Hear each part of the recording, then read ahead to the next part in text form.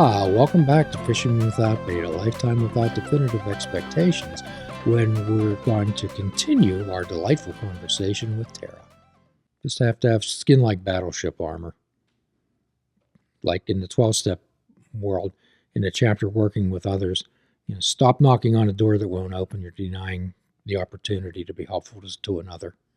How many times do we pursue things past the point of just ridiculousness? Oh, I'm the queen of that. Sometimes we have to rein in our own egos and understand that I often suggest to people stop knocking on a door that won't open. And that's not only with drug addiction and alcohol, it's on most situations in their life. There's so much wisdom in the 12-step world that I'm very biased when I tell people who will listen that all the answers are in the big book. All the answers, not some of them, all of them. What's your thoughts on that, Tara? I completely agree. I feel very lucky that I feel like I found the how to do human in the big book of Alcoholics Anonymous, the first 164 pages. I don't know how that would necessarily translate to a normal drinker, but for me, the principles and the act of going through the steps, it's just a healthy way to live. I don't actively live with shame and guilt. I did step 4 and 5. I don't actively live with self-hatred because of my character defects. I don't live with resentments. I don't walk around being angry at people, allowing that to infiltrate my life and my joy. And when I make a mistake, I fix it immediately. When I need to make an amends, I do. I just had to make an amends last week. We have a contractor on our team, and she was really rude to me in a meeting in front of a lot of other people. It did not look good. We're on a team. Her and I are on the same working team, and we had like clients, if you will, on the call, and she was so rude to me, inappropriately so. One of those, I emailed you and I Teams messaged you and we've already talked about it, just like over the top. So I thought, oh gosh, she's mad at me. So I had to track back why she might be mad at me. And I messaged her, I messaged her privately and just said, hey, do you have time to chat today? Like immediately. And I got on a call with her and I apologized for something that I thought she might have been mad at me about, asked her if there was something that she was upset about in particular, and cleaned anything potentially up that day immediately. So what you did, yeah. you got out of the problem and into the solution. Yes. Yeah. Well, and that is one way to look at it. Yeah, I was looking at it as I immediately made an amends. Step 10, but yeah, getting into the solution is such a faster way to get to the other side. Too many beating people around the bush about what happened, I guess, doesn't add as much value as like, how do we solve this? How do we work together? How'd that work out, by the way? I'm being nosy. Yeah, no, I think it might have surprised her a little bit, but it went well. She didn't react in any noteworthy way. Ironically enough, a day or two later on Friday, I found out that she's being removed from the team. So maybe it didn't have to do with me at all. Yeah, it sounds it sounds that way. But in 12-step meetings, you've heard a lot of war stories and a lot of da da da da da over and over again. I don't know what they're trying to do, impress people, validate themselves. I don't know. But quite often I'll say, if we're not talking about the solution, then what are we talking about? Yeah. People want to ruminate about the problem and go over it and over. Why did that person do that? Why over and over and over again? Let's get out after you've identified the problem, which we need to do. Then let's get into the solution. Let's not find out how we can't do something. Let's find out how we can. Yeah. Yeah, and when something happens, I'm very quick to, for example, my son did not go to my daughter-in-law's baptism yesterday. She Okay. said he doesn't need to come. He had other plans, and she was like, "No, you don't need to come. It's not a big deal. I'm just, rebaptizing or whatever." But then at the last minute, she realized she wanted him to be there, right? So he couldn't make the switch and come. And so she was still, and she's pregnant. But this morning, she's hemming and hawing over it still. And in my effort to be gentle, I listened for a nanosecond, and then I was like, "Okay, so next time, be really clear that you want him there, right?" And like getting into the solutioning. Next time, he'll know that to show up to these kinds of things.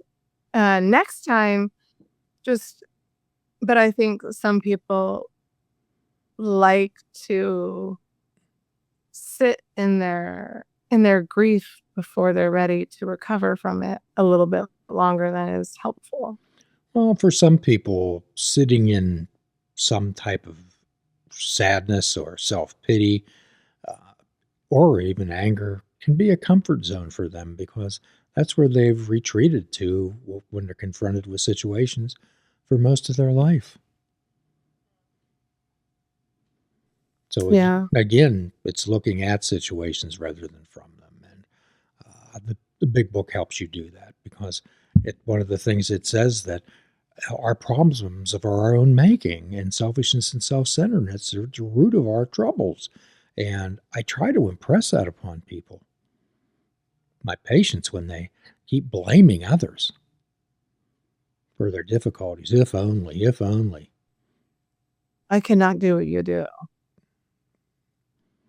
Well, my years in the 12-step world has certainly helped me deal with this. One of the prime efforts of a therapist is to gently, or more sometimes more bluntly, point out blind spots to people. Tara, everybody has blind spots. I do. You do.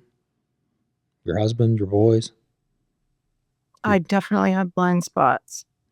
Well, that's what we need other people for, to help us point out blind spots to us, and the thing that we have to do is accept it graciously. Yeah. That's that's the deal. And here I am spouting off all these words, but it's action and effort that matter. It's easy to say all these words, Tara. It's another thing to, like in the 12th step where it says, and practice these principles in all our affairs. That separates us. That Mm, separates indeed. agreed. So tell me about you and your new sponsor and what direction she's pointing you in. Well, so far are we meet every Saturday morning and read the big book. We started with the forewords, and we read for about a little over an hour.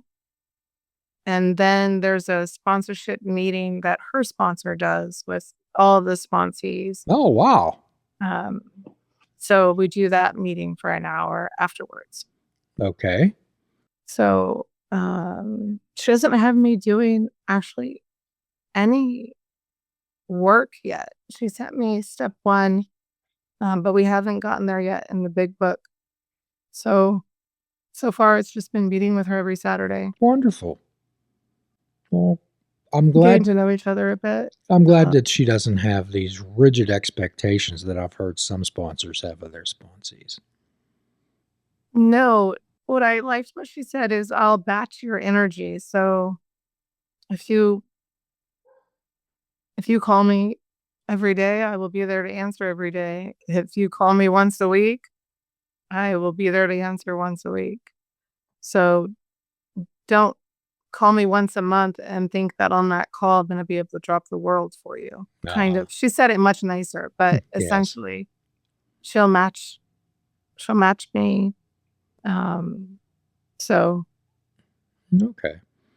Well, Dr. Chaudhry, the psychiatrist, Dr. Chaudhry, the psychiatrist that I used to work with for years, when we would mentor physician assistant students during our talk with them, initial orientation, he would always say to them at the end, if you have interest, we have interest.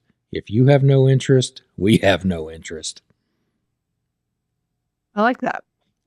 Same. Yes, we would always tell them that. So, there's a law of reciprocity in this world, and that concept is you generally get what you give. Hmm. Yeah, it does feel like the truth, doesn't it? Yes, yes, it does. Everything should be so simple, Tara. And people just make things so complicated. I know. I do too. I do Well, quite often. sometimes we just have to ask ourselves, how important is this? Am I having analysis by paralysis? Yeah. Do I My actually? husband says, don't ruin good enough with perfection. Well, quite often I'll suggest to people that done is better than perfect. Yes. And Yeah. for people like yourself who seem to be driven and wanting to get ahead, that's admirable. However, you want to ask, what's the return on the investment that I'm getting out of this? And done is better than perfect. Yeah. Agreed. And actually, my nature of my job, I'm kind of known for working very fast, which means I don't get stuck in perfection because I'm just like, I just want to get it done, get it out the door. Let's go. Move on to the next. Which gets me in trouble. It doesn't get me in trouble literally, but can cause some mistakes here and there, if you will. Okay. So, if you had three wishes for yourself, what would they be? And you could be as extravagant as you want. Hmm. Well, definitely complete health, mental, physical, spiritual health. I would really just like to be healthy. I haven't been healthy in a long time. Yeah. Um, in 2 years, over 2 years now, almost. Um, and having all of my family close forever. So, uh, just the idea of it's gonna sound so silly, but being the matriarch of the family that's growing and not have them spread out all over the country, uh, to have them all close. As my 13-year-old, I mean, it's just life goes by so fast. He's already 13. It's just the numbers, the years are clicking by really, really quickly, more so every year, understandably so. Uh, so definitely. And then thirdly, I would probably say financial security for my husband and I, like complete financial security, which um, eludes us at the moment. Ah, okay. Well, I hope your health is healing. I hope it's improving. I'm sure you're investing in yourself. I'm working on it. I forced myself to stay in bed for 2 hours yesterday morning. It was so hard. Ah, well, as I emphasize to everybody, and I emphasize to you, that you're important. And I'm going to keep telling you that until you believe it. And that Thank you. your thoughts and feelings are more important than anyone else's. And just like the big book says, remember to carry a message, we have to have one, which is says it's okay to be selfish about your recovery, selfish about your mental health, and selfish about your physical health, Tara. I'm doing better. I got a manicure. I got my nails done today. I see that those fingernails are beautiful. Like, I'm not a nail person, but It's summer and I had to get my toes done, and I'm like, I'm going to do my nails too. Woohoo. So I relaxed in the middle of my workday and got a mani-pedi, they call it. Well, we always suggest to people, Tara, to be good to themselves today and every day. Be good I to need that yourself. reminder. Give yourself permission to be good to yourself. Thank you. Absolutely. Tara, you're always so delightful, and I just so much look forward to talking to you. I think I've listened to those reels on Instagram, and I just think of you and I think, wow, what a great message this person has. And I really wish you'd write down some of your thoughts and make a guideline to life according to Tara. I'll work on that. Okay, well, the door's always open for you here, and the light is always on. And we hope to see you soon. Thank you. The answer is always yes. Thank you so much. All right. Thank you, sir. So, Tara, at the end of every session, we offer a free prescription for everyone, and that's fruits, nuts, and vegetables. And unplug your television and take up fishing. And for a truly mindful experience, we suggest that you fish without bait. Do a kindness for another and do a kindness for yourself. Forgive another and forgive yourself. If we're all not God's children, then none of us are. Till all are free, none are free. Namaste, my friends. Please check out our website at fishingwithoutbait.com, where you can listen to the show, comment on our discussions, and find out where you can subscribe to our podcast.